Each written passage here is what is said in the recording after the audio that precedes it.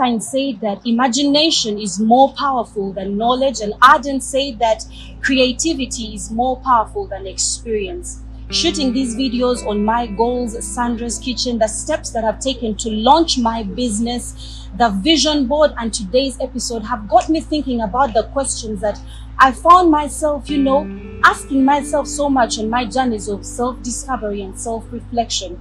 Questions like, Sandra, how much imagination do you have for your future? Sandra, how much potential do you see in yourself and the things that you want to do? Do you want to just get by existing, or are you ready to take life by the horns and dive into the unknown and do all the things that you know very well that you're capable of?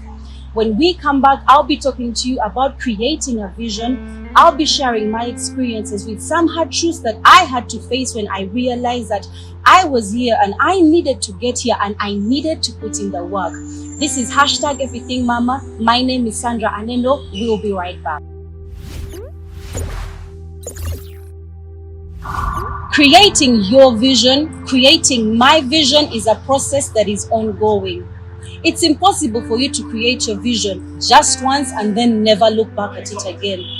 Creating your vision is something that you do on a daily. You take 1, 2, 3 steps in the right direction. 1, 2, 3 bricks. You continue adding them onto your foundation until you get to where you want to be. Now, this is the point where I share that hard truth that I was talking to you about, and it might not paint me in the best light, but I feel like in order for you to understand this, then I need to go to that place in my life. So about 2 years ago, I started to ask myself, why is it that I felt like I had so much potential? Why is it that I felt like I was capable of so many things, but I just was not getting to where I wanted to be? And then it hit me that the hard truth is, my past self and a lot of us continue to live in the past and repeat the cycles of the past, the patterns of our toxic behaviors. We keep saying theoretically that we want change, we want this to shift, or we want this for ourselves, but we are not actually taking the steps that we know we need to take to get to where we need to be. So guys, having a vision for your life, when it finally clicks, that's when you realize that you need to step up, and that is when you now gain the confidence to dive into the unknown and take the steps that you know you need to take. Having a vision for your life and going after it means that finally, for the first time in your life, you're actually ready to live the life that you know you want to live. It means that despite all the external influences and the things that are in your environment, you're ready to say bye to the status quo. You're ready to disown the cycles that you have been living in your life, and you're ready to do things differently. Now, another tip that is very, very crucial when you're creating your vision, I hope you know what your vision is. I know what my vision is. Something that is absolutely very important is that you need to quantify your vision. What do I mean? I mean, give it some form of tangibility, something that you can almost see, something that you can almost touch. For example, attach an event to a vision that you have. Give it dates, give it figures. For example, I have told myself, and this is actually happening, in the past, about 2 months ago, I told myself, Sandra, you will have your first food tasting on the 11th of April, which is next month. It's about 15 days away from now. And I've been telling myself things like, Sandra, by the year 2022, you should be able to book gigs that are paying you, millions. Sandra, by the year 2023, you should have established an eating out place. These are goals that I am quantifying. These are things that I'm attaching dates to, that I'm attaching figures to. And the more detailed that your vision is, the more real it becomes in your mind. And once it becomes real in your mind, then it travels down to your what? To your heart. And once you've quantified it, you've made it tangible, your confidence starts to grow. It starts to grow. And these emotions of confidence and positivity are very important to push you towards hitting your ultimate vision. When we come back in our second segment, I'll be sharing with you about the 90-day system that you can use to track your goals, track your purpose, and track your habits.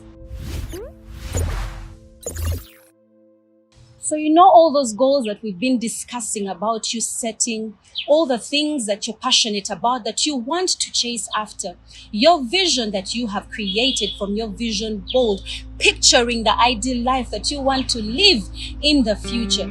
And you're wondering, okay, so all these things that I want to do, how do I ensure that I do them efficiently? How do I ensure that I reach for the goals that I have set and I carry them out as best as I possibly can? Don't worry, I will tell you how.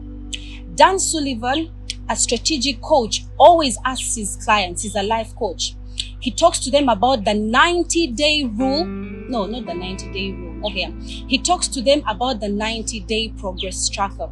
How within 90 days you can be able to track your performance, how you're performing at hitting your goals, how you're performing at doing the things that are on your vision board, how you're performing doing, all the things that are on your to-do list, short-term goals, long-term goals. And he always asks them 4 questions. And these are the same 4 questions that I want you to ask yourself. Question 1. At the beginning of the year, I've started my 90 days. Yeah, I started my 90 days and they're coming to one end. So I'm asking myself, what are my winning achievements? I'm basically asking myself, since the year began, up to when my 90 days elapsed, or even up to now, what are the things that I have done that I am most proudest of, and why am I most proud of them? What are my small achievements that I need to celebrate? What are my winning achievements? What are yours? Question number 2 is, what's hot? So for example, for me right now, what's hot is I'm preparing for my food tasting, which is in about 15 days. You get, that is what is hot, and that is what my focus is on, because I need to do a good job. This is my the birth of my business. This is my launch. This is my coming out party, and I need to represent. So that is what's hot for me. What's hot for you? Question number 3. What's bigger and better? As my 90 days come to one end, I'm looking forward to the next 90 days, and I'm asking myself, what are the goals that I need to do in this next quarter? What are the bigger and better things that I need to chase after? And because I have been tracking my performance, I already know what those things are. After I finish my food testing, I already know the direction that I want to go into that is bigger and better.